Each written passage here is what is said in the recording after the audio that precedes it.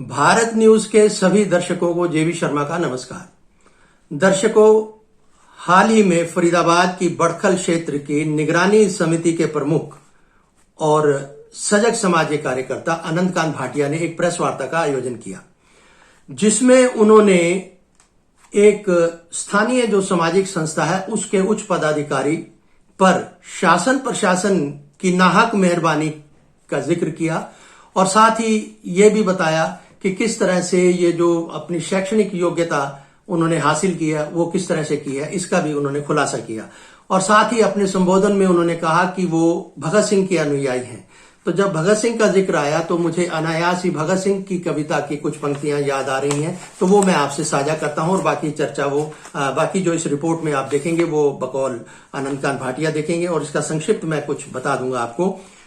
और कविता की पंक्तियां कहती हैं कि उसे ये फिक्र है हरदम नया तर्जे जफा क्या है, उसे ये फिक्र है हरदम कि नया तर्जे जफा क्या है, हमें ये शौक है देखें कि सितम की इंतहा क्या है। दहर से क्यों खफा रहे चरख का क्यों गिला करें, दहर से क्यों खफा रहे, दहर संसार को भी कहते हैं, दहर से क्यों खफा रहे चरख का क्यों गिला करें, सारा जहां अदू सही आओ मुकाबला करें। कि मैं शहर में भी नहीं था और आप लोगों तक सिर्फ एक मैसेज पहुंचाया और आप लोग यहाँ पे पहुंचे हैं। वाकई में मैं आप लोगों का तहे दिल से बहुत बहुत धन्यवाद दूँ। मित्रों, आज जो प्रेस कॉन्फ्रेंस ये कॉल करी है मैंने, ये जो इस समय के बिगड़े हुए हमारे शासन और प्रशासन के हालात हैं, उसके पीछे के कारण और जो हालात हैं उनके ऊपर अपन ज़रूर बात करेंगे आज। पहले मैं आपको थोड़ा सा अपना इंट्रोडक्शन दे दूं कि इस समय मैं निगरानी समिति प्रमुख हूं उस विधानसभा का जिसे हम लोग बड़खल विधानसभा बोलते हैं, और हम लोग प्रेस कॉन्फ्रेंस भी उसी विधानसभा के एक स्थान से कर रहे हैं। इसके अलावा सीएम विंडो में पास्ट में देखता था, आप लोगों को मालूम है जो पहला चरण था, और उस सीएम विंडो में एज एमिनेंट में था, उस पर भी मुझे लास्ट में जाके रेजिग्नेशन देना पड़ा और मैं उसमें से बाहर निकल के आया। ग्रीवेंस में मैं अभी भी मेंबर हूँ और मेंबर की हैसियत से जितनी मेरी हैसियत है उसके हिसाब से मैं जब जब मौका होता है और जितनी आवाज़ उठानी होती है मैं अपनी तरफ से कोशिश करता हूँ कि मैं अपने शासनिक ऊपर क्लास के जो अधिकारी हैं उन तक पहुँचाऊँ और प्रशासनिक अधिकारियों तक पहुँचाऊँ। अभी आपने हाल फिलहाल देखा होगा कि हमारे पास मूलभूत सुविधाओं की किसी प्रकार की भी कोई चीज़ व्यवस्था किसी चीज़ की प्रॉपर नहीं है, जो कि राइट है शासन और प्रशासन का हमारे को मुहैया कराना। लेकिन सुनवाई नाम से कोई भी चीज़ कहीं पे हम देख रहे हैं कि पब्लिक की नहीं है। सड़कों की हालत आपके सामने है, सीवर में पानी की समस्या जो है वो आपके सामने है, घरों के अंदर नल के अंदर आने वाले पानी की समस्या आपके सामने है। लेकिन प्रशासन को इन चीज़ों के लिए अगर हम बोलते हैं तो हमारे पास बताया जाता है कि पीछे से फंड्स की कमी है। जब बड़े लोग आते हैं, मुख्यमंत्री जी आते हैं, उप मुख्यमंत्री जी आते हैं, कोई और मंत्री आते हैं, तो उनका ये कहना होता है कि फ़ंड्स की चिंता मत करो, हम बैठे हैं। तो फिर फंड्स जाते कहाँ हैं? वो फंड्स होने चाहिए। अब बात निकल के ये आती है कि फ़ंड्स की कमी है, चलिए मान लिया। फिर ऐसे में हम लोगों के ऊपर लगे हुए हाउस टैक्स जो बकाया है उन पे पेनल्टीज़ हैं, उनको वेव ऑफ करते हैं। जो बिजली के बिल हमारे बकायादारों के ऊपर होते हैं वो हम वेव ऑफ करते हैं। उन चीज़ों को हम वेव ऑफ करते हैं क्यों? क्योंकि हमारे पास अपने अधिकारियों को, कर्मचारियों को देने के लिए पैसे नहीं होते। पीछे आपने देखा था जेई सारे स्ट्राइक पे थे, इधर बरसात हो रही थी और उधर जेई सारे स्ट्राइक पे। जब जेईस को देने के लिए पैसे नहीं है, एसडीओ को देने के लिए पैसे नहीं है, निम्न वर्ग के कर्मचारियों को देने के लिए पैसे नहीं है, तो हमारे को पहले ये सोचना चाहिए कि हम पब्लिक को देने वाली व्यवस्थाओं के लिए पैसों का बंदोबस्त कहाँ से करेंगे और किस तरीके से उसको हम इम्प्लीमेंट कर सकते हैं। जबकि देखने में ये आया, भी आप लोगों ने सभी ने पिछले दिनों में देखा होगा कि प्रशासन को दशहरा फंक्शन मनाने के लिए या और त्यौहार मनाने के लिए डाल दिया गया। ये समझ से बाहर है चीज़। और सबसे बड़ी बात ये कि उस संस्था को 2 संस्थाओं का विवाद बताते हुए उसमें दशहरे के ऊपर 5,73,000 रुपये खर्चने का एक प्रोजेक्ट बना दिया गया। अब जिसको विवाद दिखाया गया, जिन लोगों ने भी बोला है कि विवाद था, वो अगर ये साबित कर सकें कि विवाद था तो मैं इस प्रेस कॉन्फ्रेंस को बेमाना डिक्लेयर कर दूंगा। विवाद तब होता है जब 2 संस्थान लड़ रहे हो। एक संस्था थी फरीदाबाद धार्मिक एवं सामाजिक संगठन, दूसरी संस्था थी जिसका नाम है सिद्धपीठ हनुमान मंदिर। हमें क्या लेना देना कौन मनाए दशहरा कौन ना मनाए? मेरा तो सिंपल सा एक क्वेश्चन है कि दशहरा प्रशासन क्यों बनाए? वो प्रशासन जो अपनी सुविधाएं हमें नहीं दे पा रहा है, लेकिन वो दूसरी तरफ जा रहा है कि हमें दशहरा मनाना है। और जो हालत थी रावण की, वो आपने देखे कैसे रावण लगे थे। जो और व्यवस्था थी वो आपने देखी।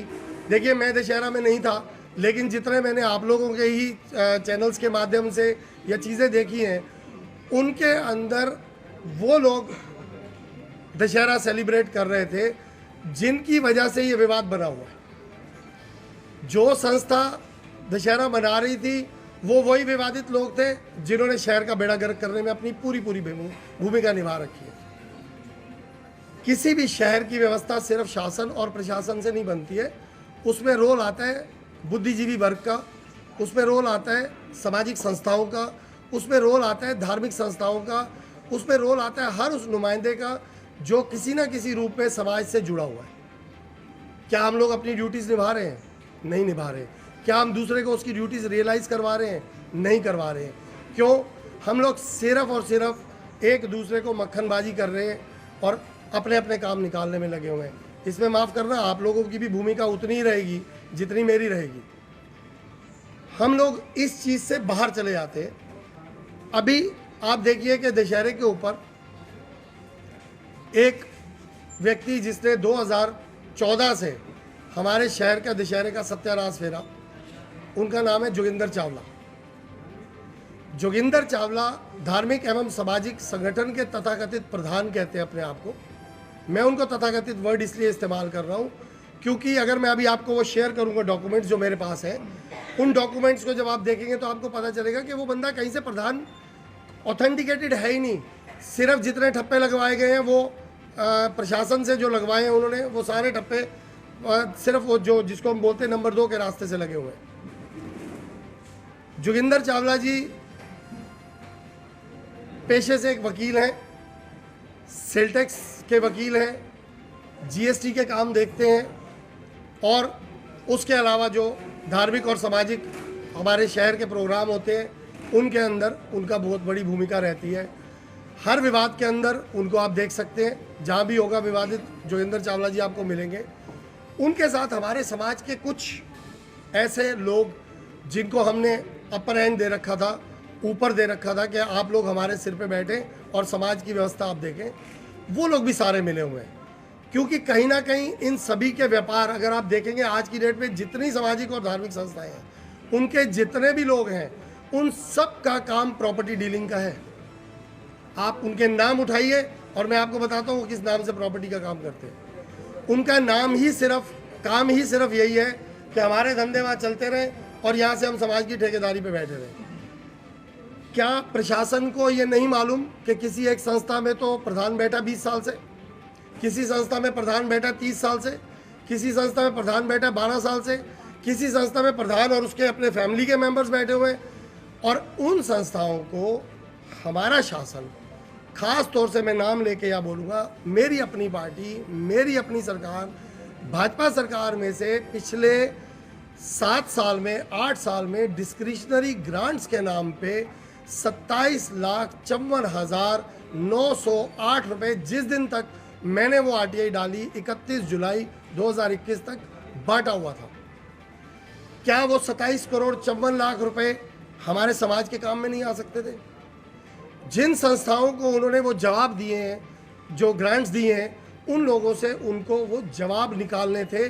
उनको बताना था कि आपने ये पैसे कहाँ लगाए, किस काम के लिए आपको दिए गए थे और उसमें आपने लगाए या नहीं लगाए। आपको हैरानगी होगी, डिस्क्रिशनरी ग्रांट्स के अंदर एक ऐसी संस्था का नाम है जो मैं खोज खोज के थक गया, मुझे वो भाखड़ी गांव में संस्था ही नहीं मिली। उस संस्था को 43 लाख रुपए दिए गए हैं। किस लिए? कि वो वहां से सफाई की व्यवस्था करने के लिए एक ट्रैक्टर खरीदेगी छोटा, उसके साथ एक ट्रॉली खरीदेगी। क्या आप लोगों में से किसी ने किसी संस्था का ट्रैक्टर ट्रॉली चलते देखा? मुझे नहीं लगता देखा होगा। वहां के लोगों से मैंने पूछा, बोले अरे बाबूजी रहने दो ना, आप क्या पूछ रहे हो।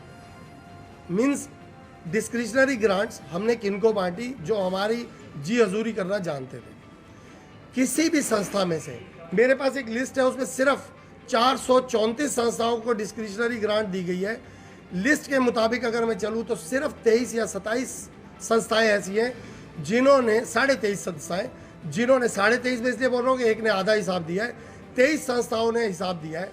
434 संस्थाओं में से 410 से ज़्यादा संस्थाओं ने हिसाब ही नहीं दिया, तो उनको हमने वो पैसा क्यों दिया? ऐसा ही कुछ पैसा सीएम साहब के अकाउंट में से 21 लाख रुपया धार्मिक सामाजिक संगठन को दिया गया, फरीदाबाद धार्मिक सामाजिक संगठन।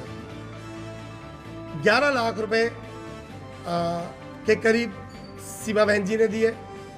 5 लाख रुपए फिर एक दिए गए।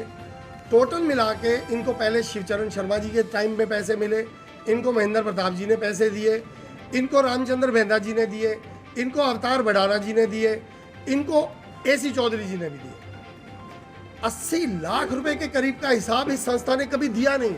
और जब मैं नाम ले रहा हूं महेंद्र प्रताप जी का या बेदा जी का या एसी चौधरी जी का, तो आप समझ सकते हो कि मैं 2004 से पहले की बात कर रहा हूं। 2004 से जो संस्था अकाउंट में पैसा ले रही है और डिस्क्रिशनरी ग्रांट्स के जवाब नहीं दे रही है, कोई हिसाब नहीं दे रही है, उसको क्यों ये पैसा बांटा जा रहा है?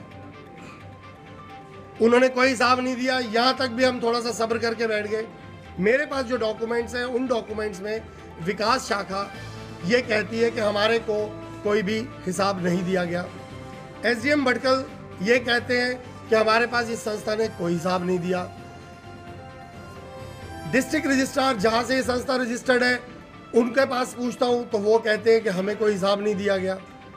अरे भाई, जब हिसाब नहीं दिया गया तो आप ये सोचो कि उस संस्था को आप रिन्यू कर रहे हो 18 में, उसके बाद आप उनको 19 में, 20 में, 21 में फिर पैसा दे रहे हो। जिसने आपको हिसाब नहीं दिया, रिन्यूअल उसका आपने बिना रजिस्ट्रेशन, रिन्यूअल जो है रजिस्ट्रेशन का तब तक नहीं हो सकता किसी संस्था का जब तक आप ऑडिटेड बैलेंस शीट्स नहीं जमा कराते। तो कैसे हो गया? अगर ऑडिटेड बैलेंस शीट होती तो उसके अंदर उस संस्था को गए हुए पैसा और कहाँ खर्च हुआ उसका हिसाब होता, जो नहीं है। उन्होंने वो भी छोड़ दिया अपने हाथ। चलिए छोड़िए, एसडीएम साहब का आपको मैंने बता दिया, उनका कार्यालय बोलता है नहीं मालूम। डीसी साहब के ऑफिस से जो मुझे मिली है उसमें एक वर्ड यूज किया उन्होंने, केवल। डिस्क्रिशनरी ग्रांट्स के ऊपर मैंने एक आरटीआई जो लगाई थी उसमें उन्होंने केवल वर्ड यूज किया है, जिसमें वो ये लिखते हैं लास्ट में कि मेरी जो ये इन्होंने लगाया है, इस संस्था ने केवल और केवल, सिर्फ इसी संस्था ने हिसाब नहीं दिया, क्योंकि मैंने बाकियों के साथ साथ एक और चीज़ पूछी थी कि किस इन 3 संस्थाएं हमारे यहाँ की थी, जिसमें एक रामजी धर्मार्थ हॉस्पिटल का नाम था, एक विजय रामलीला कमेटी का नाम था और एक नाम था धार्मिक सामाजिक संगठन का। मेरी रिप्लाई के अंदर 16 बिंदु में मेरे को लिख के देते जवाब के केवल फरीदाबाद धार्मिक संगठन एवं सामाजिक संगठन को दी गई डिस्क्रिशनरी ग्रांट्स का उपयोगिता प्रमाण पत्र संबंधित एग्जीक्यूटिंग एजेंसी के माध्यम से इस कार्यालय में प्राप्त नहीं हुआ है। उपयोगिता प्रमाण पत्र प्राप्त करने बारे इस कार्यालय द्वारा किए गए पत्राचारों की प्रति साथ संलग्न है। उन्होंने मुझे वो डॉक्यूमेंट्स साथ दिए, जो डॉक्यूमेंट्स वो बार बार एसडीएम साहब को लिख रहे हैं कि आप इनके जवाब दो। लेकिन इन तरीके के लोगों को कहीं ना कहीं राजनीतिक और सामाजिक संरक्षण प्राप्त है, जिसकी वजह से हम या उनको कुछ भी उनका बिगाड़ नहीं पा रहे हैं। 2 ही चीज़ें हैं, शासन या प्रशासन, और ये नैतिक जिम्मेवारी है उनकी कि अगर उनकी नॉलेज में कोई चीज़ लाई जाती है तो उनको सुनना चाहिए। मैं 3 साल से पिछले लगातार लेटर्स लगा रहा हूँ, जवाब ले रहा हूँ, किसी ने आज तक सुनवाई करने की कोशिश नहीं करी। जिस भी जगह पे पहुँचते हैं वो माफ़ी मांग लेते हैं कि जी ऊपर से फ़ोन आ चुका है। अब वो ऊपर का फ़ोन आपको प्रशासनिक लोग ही बता सकते हैं कि कौन माई बाप है उनका जो फ़ोन कर रहा है, हमें हमारी समझ से बाहर है। इसी जोगिंदर चावला ने जब बाज नहीं आया तो मैंने बार काउंसिल दिल्ली से ये रजिस्टर्ड है, जहाँ से ये लेके सर्टिफिकेट अपनी वकालत करते हैं। मैंने उस बार काउंसिल में एक लेटर लगाया जिसका मुझे वो जवाब, वो मैंने लेटर जब लगाया था तो उसका एक जवाब जवाब से पहले किसी और के लेटर का जवाब आ गया कि ये सिस्टम से आप नहीं पूछ सकते, लेकिन डॉक्यूमेंट्स हमें मिल गए। उन डॉक्यूमेंट्स की जब मैंने तस्दीक करवाई तो इन्होंने अपने उन डॉक्यूमेंट्स में दयानंद से तो लगाया हुआ है CBSE का सर्टिफिकेट 12th पास करने का, 10th पास करने का।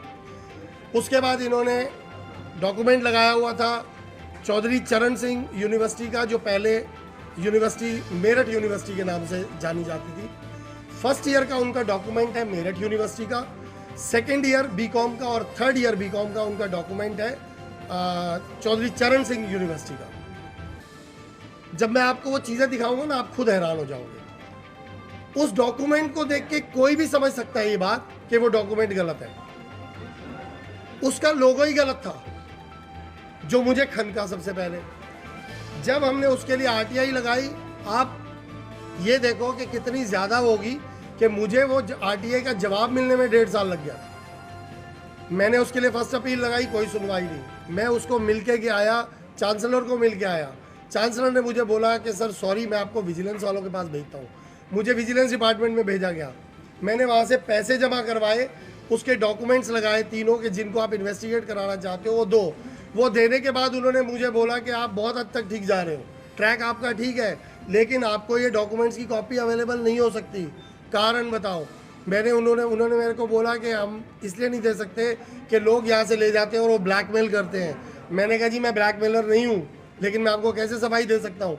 मेरी एक संस्था है जिसमें मैं एंटी करप्शन का काम देखता हूँ और मैं पिछले 20 साल से देख रहा हूँ। मुझे उनको दिखाने के लिए, मैं हालत बता रहा हूँ आपको प्रशासन की, मुझे उनको दिखाने के लिए अपने किए हुए आप लोगों की सपोर्ट लेके, जो मैंने पुराने काम किए थे, उनकी कॉपीज लगानी पड़ी कि ये मैंने इसको रेड हैंडेड पकड़ा, ये इसको रेड हैंडेड पकड़वाया, इसको पकड़वाया। जब जाके उनकी तसल्ली होती है, उन्होंने मेरे से मेरे डॉक्यूमेंट्स मांगे, मैंने उनको अपने आई कार्ड्स, बाकी डॉक्यूमेंट्स जो मुझसे मांग रहे थे वो दिए और उन्होंने मुझे वो कॉपी मुहैया कराई। लेकिन मैं फिर भी चाहता था कि समाज के अंदर किसी प्रकार का कोई ऐसा हपड़ धपड़ ना बचे। 1 साल तक मैं वो डॉक्यूमेंट्स को किसी तरीके से, कुछ लोगों के कहने पे, क्योंकि कुछ लोग भी, मैं बताता हूँ, जब बारी आई थी तो हमारे 3 लोग कद्दावर है बिरादरी में जिनको हम मानते हैं। राजनीतिक रूप में आज हमारी विधायिका बहन बैठी हैं सीमा त्रिखा जी, आप सब जानते हो मेरी बहन है। उनसे मैंने ये जिक्र किया कि इस तरीके से ये चीज़ है, इसको संभाल लो, अगर आप इस शख्स को नहीं संभालोगे तो दिक्कत आएगी। उन्होंने मुझे बोला कि अगर कोई गलत है उसको फांसी टांग लो। धन्यवाद। मैंने सरदार मोहन सिंह भाटिया जी से बात करी, हमारे सामाजिक रूप में, बिरादरी के रूप में हम उनको सर्वे गिनते। उनसे मैंने इस बारे में बात करी कि इस तरीके से अंकल ये चीज़ आ रही है, आप उस बंदे के साथ सारे खड़े होते हो, ठीक नहीं है। उन्होंने मुझे बोला कि बेटा अगर कोई गलत है हम उसके साथ नहीं खड़े हैं, लेकिन कोई आ जाता है तो उसको हम मना नहीं कर सकते।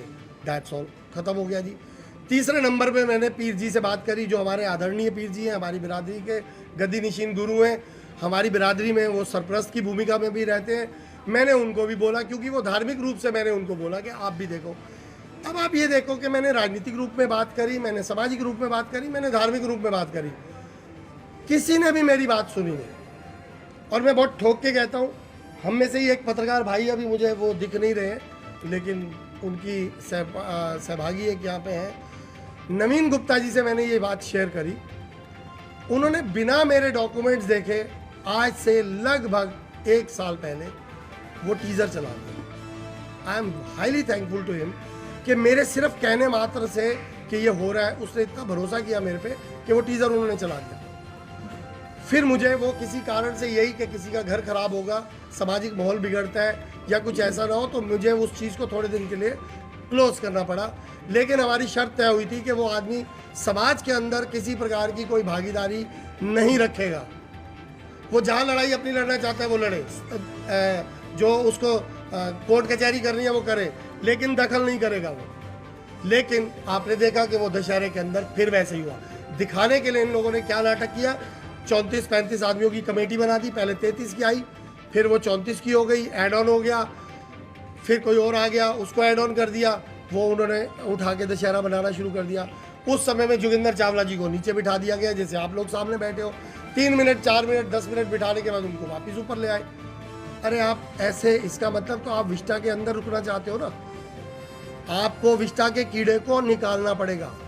अगर कोई आदमी हमारे समाज के लिए गलत है तो है। आज देखिए वो शख्स जीएसटी और सेल टैक्स की प्रैक्टिस करता है, जितने लोगों के वो खाते बनाता होगा, क्या मैं ये मान सकता हूँ या आप मानेंगे कि वो टेम्परिंग नहीं करता होगा? कितना चूना लग रहा होगा सरकार को, डिपार्टमेंट को, कि वो कुछ और प्रेजेंट करता होगा, उनके डॉक्यूमेंट्स, हकीकत कुछ और होती होगी। उस शख्स ने, जिसने अपने सर्टिफिकेट नकली बनाए, उसने कितने लोगों को और वकील बनवा के दिया होगा? ये आप सोच सकते हैं। कितने लोगों को उसने इंजीनियर बनवा दिया होगा, कितने लोगों को उसने डॉक्टर बनवा दिया होगा। ऐसे शख्स को हम समाज के अंदर स्पेयर करके बैठे कि हाँ वो बंदा ठीक है जी, एक सामाजिक आदमी है। और मुझे शर्म आती है, समाज के उन लोगों के नाम भी नहीं मैं ले सकता जो उनके साथ वो साझा करते हैं स्टेज, उस मंच को वहां साझा कर रहे हैं। उनको समझना चाहिए। और ऐसे प्रभुत्व वाले लोग हैं जिनके बीच में मैं 20-25 लोगों के बीच में तो मैं रहता हूं, मैंने सबको इंडिविजुअली बताया कि ये शख्स गलत है, इसका साथ छोड़ दो, कोई नहीं सुनना चाहता, सब उनके साथ है। और खुद जोगिंदर चावला का ये मानना था मेरे पास कि भैया मैं इन लोगों के चक्रव्यूह में फंसा हुआ हूँ, मुझे इसमें से निकलने का थोड़ा समय दे। 1 साल मैंने उस बंदे की वेट करी। अभी भी वो अगर यहाँ ना चढ़ता स्टेज पे तो शायद मैं ये प्रेस कॉन्फ्रेंस आप लोगों के साथ ना कर। उसने समाज के अंदर वापस वही दखल रखी। छोटे छोटे बच्चे लोग, आपने खुद कवर किया, आपने देखा होगा, सारे बोल रहे थे कि दशहरा बहुत अच्छा है जी, मनाना चाहिए। नो डाउट दशहरा अच्छा भी गया, लोगों ने रावण के पटाखे भी देखे, 2 साल का बीच में एक पीरियड आया था वो भी निकल गया। लेकिन क्या इसको मनाने को आप दशहरा मनाना बोलते हो? कि प्रशासन की आड़ के अंदर वो लोग जो बिरादरी में स्वयं से अपने आप को नवाब डिक्लेयर करके बैठे हैं और वो वापस दखल। मैं खत्म कर रहा हूँ जी, इसके बाद मैं ऑलमोस्ट आ चुका हूँ। और ये आप अगर देखें मेरा कोई पॉइंट छूटता है तो शायद आप ही का निकल जाएगा उसमें से कुछ। तो कहने का भाव ये कि सभी की जिम्मेवारी बनती थी, चाहे वो समाज के लोग हैं, चाहे वो राजनेता है, चाहे वो एक कोई भी नागरिक ही है। तो हमने किसी ने अपनी जिम्मेवारी नहीं निभाई है। और जितने भी डॉक्यूमेंट्स हमारे पास है, मेरे अपने घर का बना हुआ कोई डॉक्यूमेंट नहीं है, हर डॉक्यूमेंट प्रशासन से है। अगली इसके बाद एक और संस्था है, उसके ऊपर हम जल्दी मिलेंगे, प्रेस कॉन्फ्रेंस करेंगे। उसमें इसी शख्स ने पेपर टेम्पर करके वहाँ पे भी लगाए हुए हैं, वो पेपर भी सरकारी डिपार्टमेंट्स के अंदर लगे हुए हैं। 23 लोगों की वो लिस्ट है, 25 लोगों की टोटल। वैसे वो स्टार्ट 19 से होगा कार्यक्रम, लेकिन 6 जो बाद वाले हैं वो भी इन्वॉल्व होंगे।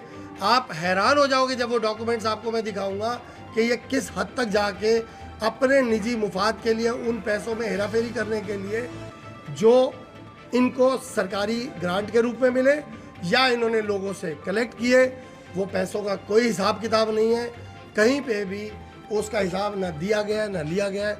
और उस पैसे का कोई जब हिसाब ही नहीं है तो कहा गया तो और कोई पूछ ही नहीं सकता। मैं तो 3 साल से हो गया पूछ रहा हूँ, आप लोग और मेरी मदद कर सकते हो, पूछ सकते हो। मैं अब हाउस आप पे छोड़ रहा हूँ, आपके कोई सवाल, कोई आप मेरे से जानना चाहते हो, किसी प्रकार का आपको कोई डॉक्यूमेंट चाहिए जो मेरे पास। तो दर्शकों, ये थी आज की एक विशेष रिपोर्ट। फिर मिलेंगे, नमस्कार।